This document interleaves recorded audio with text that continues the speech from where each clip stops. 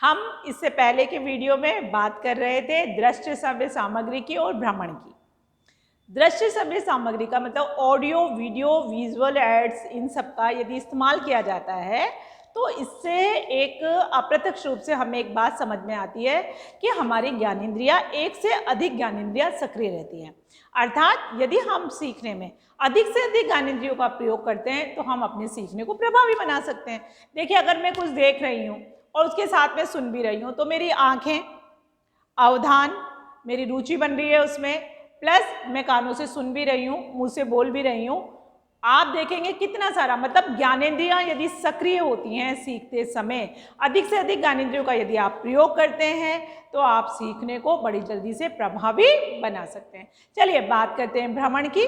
देखेंगे आप, जब छोटी छोटी क्लास के बच्चे होते हैं, first, second, third, fourth, fifth, six, seventh, eighth तक के जो बच्चे होते हैं, उनको हर एक स्कूल एजुकेशनल टूर पे ले जाता है। अभी की बात छोड़ देते हैं, अभी परिस्थितियाँ नहीं है वैसी, एजुकेशनल टूर पे ले जाता है। तब जो शैक्षिक भ्रमण होता है वो भी पाठ्यक्रम का भाग होता है और वो भी लर्निंग को प्रभावी बना देता है। यदि बाहर जाते हैं तो आप देखेंगे वन है, सदाबहार वन है, कटीले वन है, जंगल हैं, नदियां हैं, सागर हैं, महासागर है, पेड़ पौधे हैं, तो जीव जंतु हैं, वाइल्ड लाइफ है, तो फॉरेस्ट वाली लाइफ है। वन कितने प्रकार के होते हैं, जानवर कौन से डोमेस्टिक जानवर हैं या फिर वाइल्ड एनिमल्स हैं या बर्ड्स हैं या वाटर एनिमल्स हैं। तो ये सब चीज़ें, ये सब बातें, ये सारा कंटेंट, ये सब तथ्य जब बच्चा शैक्षिक भ्रमण पे जाता है तो देख पाता है। इससे एक फायदा होता है शैक्षिक भ्रमण से।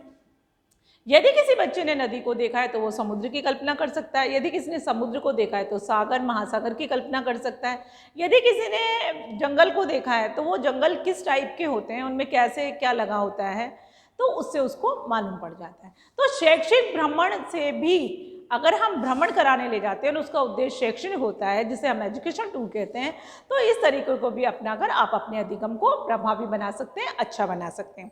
चलिए अब हम बात करते हैं सीखी हुई सामग्री का अधिगम स्थानांतरण। जब भी हम कुछ सीखते हैं तो वो प्रभावी बन जाए, स्थायी बन जाए, आकर्षक बन जाए, रोचक बन जाए, हम कभी ना भूलें। तो हमें ये याद रखना है, हमने पढ़ा है इससे पहले टाइप ऑफ लर्निंग। जब भी हम कुछ सीखते हैं हमें क्या करना चाहिए, अधिगम का स्थानांतरण करना आना चाहिए। सीखी हुई चीज़ों को व्यवहार में लाना चाहिए। विपरीत परिस्थिति जब भी वो काम में आए हमें उसका प्रयोग करना चाहिए। यदि हम ट्रांसफर ऑफ लर्निंग को अपनाते हैं तो ये एक बहुत बढ़िया, मस्त वाला, एकदम सॉलिड हमारे पास एक उपाय है जिससे हम अधिगम को प्रभावी बना सकते हैं।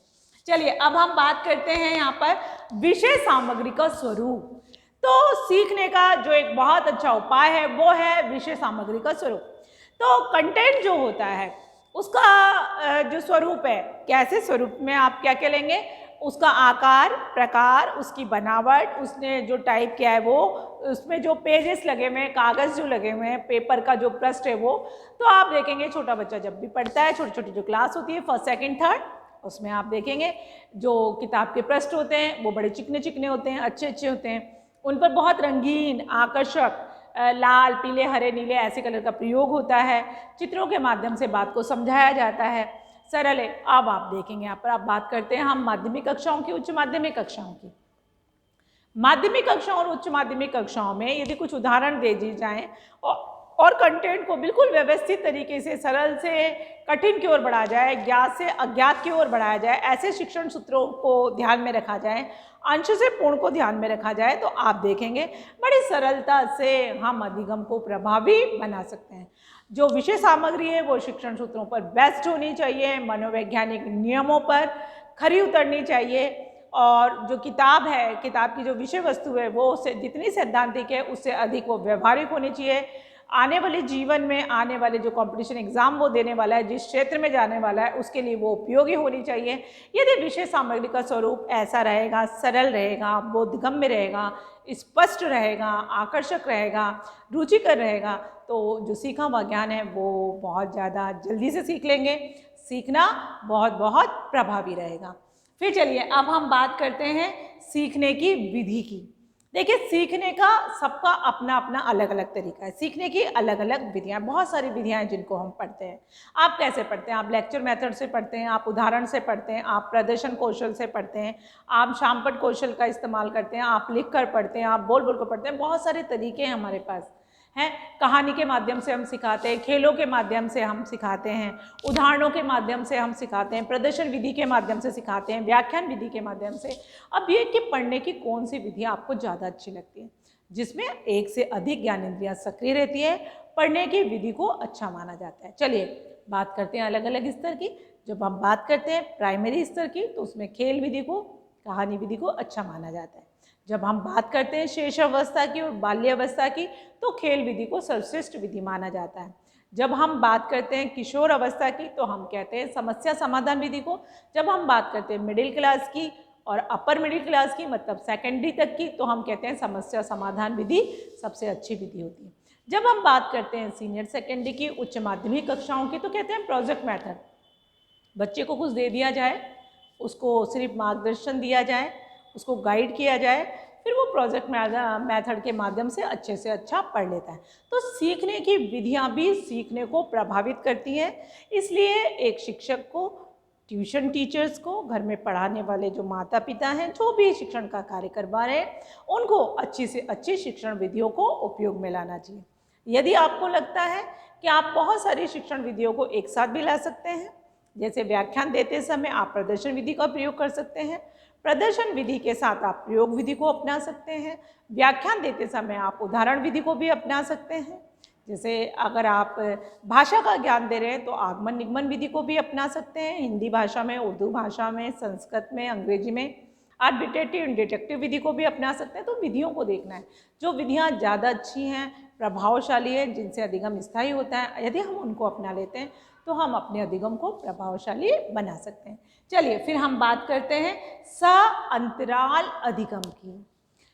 कई बार ऐसा होता है कि बच्चा टाइम टेबल बना लेता है बड़ा जोरदार सा, 3 घंटे पढ़ूंगा, 4 घंटे पढ़ूंगा, 5 घंटे पढ़ूंगा, लेकिन थोड़ी देर में उसको बोरियत महसूस होने लगती है और उसको थकान महसूस होने लगती है, तो वो थकान से पीड़ित हो जाता है। देखिए, अंतराल आप निश्चित कर लीजिए, जैसे आपको 1 घंटे पढ़ना है तो आधे घंटे का आपको टोटल ब्रेक लेना है, उसमें किसी तरह की कोई भी परेशानी नहीं है। आप आधे घंटे आराम से ब्रेक लीजिए, आप खाना खाइए।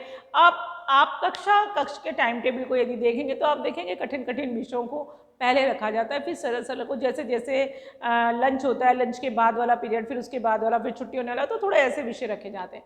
तो एक टाइम टेबल बनाने का बड़े साइकोलॉजिकल उसके नियमों के साथ में उस टाइम टेबल का निर्माण किया जाता है। जब भी आप स्टडी टेबल पर हैं, जब भी आप कक्ष में हैं, जब भी आप पढ़ने का मानस बना चुके हैं, बैठ चुके हैं आप पढ़ने के लिए, तो इस बात का ध्यान रखेंगे कि मनोरंजन की अवधि जो है उस टाइम टेबल का हिस्सा नहीं होनी चाहिए, थकान का समय उसमें नहीं मिलना चाहिए। आप पढ़ाने में, आप जो पढ़ रहे हैं या आप पढ़ा रहे हैं, उसमें आप अंतराल दे दें। यदि थोड़े समय का चले, अंतराल कितने प्रकार के होते हैं, किस निश्चित अनुपात में, अनिश्चित अनुपात में, 1 मिनट का अंतराल, 2 घंटे का अंतराल, 24 घंटे का अंतराल, इस अंतराल पे भी हम बात करेंगे। लेकिन अभी जो हमारी बात हो रही है वो हो रही है कि हमें सीखने समय, याद करते समय, हमें अंतराल जो विधि है, यदि हम इसको अपना लेते हैं तो भी सीखा हुआ ज्ञान स्थायी हो जाता है, क्योंकि उस अंतराल विधि में हम क्या कर सकते हैं, थकान को ख़त्म कर सकते हैं।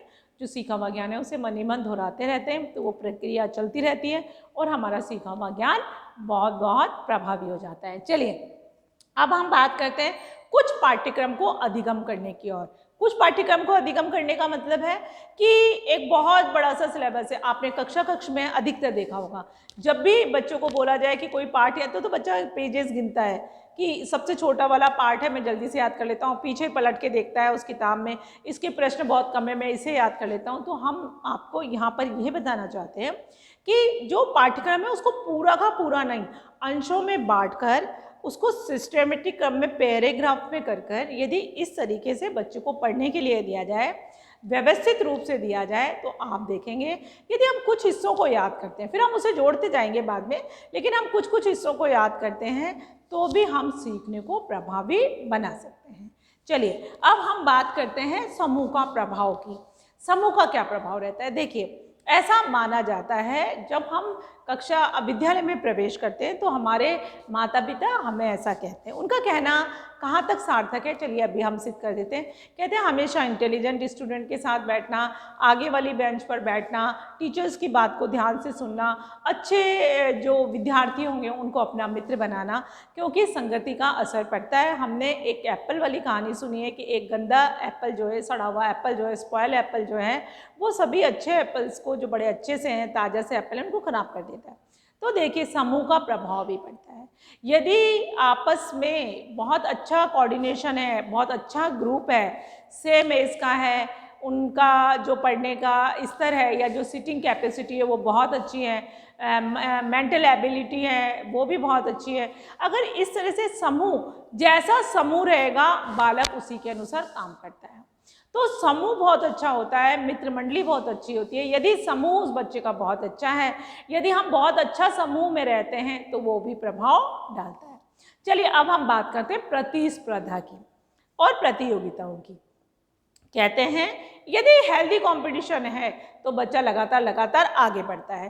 कंपटीशन की भावना यदि बच्चे में डाल दी जाए कि तुम्हें फर्स्ट आना है, तुम्हें अच्छा आना है, तुम्हें उसके बराबर आना है, तुम उसके बराबर हो सकते हो, तुम थोड़ा सा प्रयास करोगे तो आगे बढ़ सकते हो, उसके लिए हम पुनर्बलन के तरीकों का हम उसे फीडबैक भी देते जाते हैं। तो यदि हम फीडबैक का इस्तेमाल करें, यदि हम रीइंफोर्समेंट का इस्तेमाल करें, तो आप देखेंगे कि हम उन प्रतियोगिताओं को रोचक बना देते हैं। यदि वो स्वस्थ प्रतियोगिता है, जिन्हें हम हेल्दी कंपटीशन कहते हैं, तो ये भाव भी बच्चे को लगातार अधिगम को प्रभावी बनाने के लिए बड़ा उपयोगी सिद्ध होता है। तो प्रतिस्पर्धाएं जो होती हैं, प्रतियोगिताएं जो होती है, प्रतिद्वंदिता जो होती है, समूह में होती है, कक्षा में होती है, घर में होती है, जहाँ भी होती है, बड़ी अच्छी होती हैं। क्यों? क्योंकि ये व्यक्ति को उन्नति के मार्ग पर ले जाती हैं। तो प्रतिस्पर्धाएं हमेशा उन्नति का मार्ग प्रशस्त करती है, बशर्त है कि वो हेल्दी कंपटीशन होनी चाहिए, हेल्दी प्रतियोगिताएं होनी चाहिए। चलिए अब हम बात करते हैं कि कोई भी, जब भी हम सीखने के लिए बैठते हैं, पढ़ने के लिए बैठते हैं, तो कोई तटस्थता नहीं होनी चाहिए, न्यूट्रल नहीं होना चाहिए। चाहे वो आनंद देने वाले अनुभव हो, चाहे वो दुख देने वाले अनुभव हो, यदि व्यक्ति उनसे तटस्थ रहता है तो वो सीख नहीं पाता है। तो कहते हैं तटस्थता नहीं रखनी चाहिए, न्यूट्रल होगा। तो यहाँ पर मैंने लिखा हुआ है, अगर न्यूट्रल रहेगा तो वो सीख नहीं पाएगा। तो उससे, यदि हम उससे अपने आप को कोरिलेट कर लेते, जोड़ लेते हैं, तो हम बड़ी आसानी से सीख पाते हैं। तो कोई भी घटना है, कोई भी बात है, उससे कोई भी कंटेंट है, कोई प्रकरण है, कोई विषय है, घटना है, व्यवहार है, व्यक्ति है, यदि आपको कहीं उससे कोरिलेट कर लेते हैं और तटस्थ नहीं रहते उससे, तो आप बहुत जल्दी उसे सीख लेते हैं। फिर चलिए हम बात करते हैं आकांक्षा के स्तर की, कि आकांक्षा का स्तर क्या होता है। फिर आकांक्षा के स्तर पर हम डिटेल से बात करेंगे। आकांक्षा का स्तर भी सीखने की क्रिया को उन्नत बनाता है। प्रत्येक व्यक्ति अपने जीवन में कुछ लक्ष्य निर्धारित करके उन पर पहुंचने का प्रयास करता है। इसके लिए व्यक्ति शुरू से कठोर परिश्रम प्रारंभ कर देता है, किंतु जीवन लक्ष्य एक होने पर भी आकांक्षा का स्तर हर एक व्यक्ति में भिन्न भिन्न होता है। चलिए उदाहरण के माध्यम से समझते हैं। दो बालकों का लक्ष्य अध्यापन व्यवसाय में प्रवेश करना है। इनमें से एक बालक की आकांक्षा का स्तर है विश्वविद्यालय में अध्यापक का पद पाना, और दूसरा किसी माध्यमिक विद्यालय में अध्यापक बनना पसंद करता है। मतलब इस प्रकार, इस उदाहरण से अपन समझना चाहते हैं कि दोनों के जीवन का लक्ष्य एक होने पर भी उनकी जो आकांक्षा का स्तर है वो अलग है। इस भिन्नता के कारण दोनों के परिश्रम करने के ढंग में भिन्नता होना स्वाभाविक है। आकांक्षा स्तर को व्यक्तिगत एवं वातावरणीय तत्व मिलकर प्रभावित कर दें। यदि व्यक्ति को पूर्व निर्धारित आकांक्षा स्तर तक पहुंचने में सफलता मिलती है तो अधिगम को उन्नत बनाने में हमें सहायता मिलती है। चलिए बहुत बहुत धन्यवाद। फिर इससे अगले वीडियो में हम शेष रहे बिंदुओं के बारे में जो अधिगम को प्रभावशाली बना सकते हैं या प्रभावशाली अधिगम के उपाय पर बात करेंगे।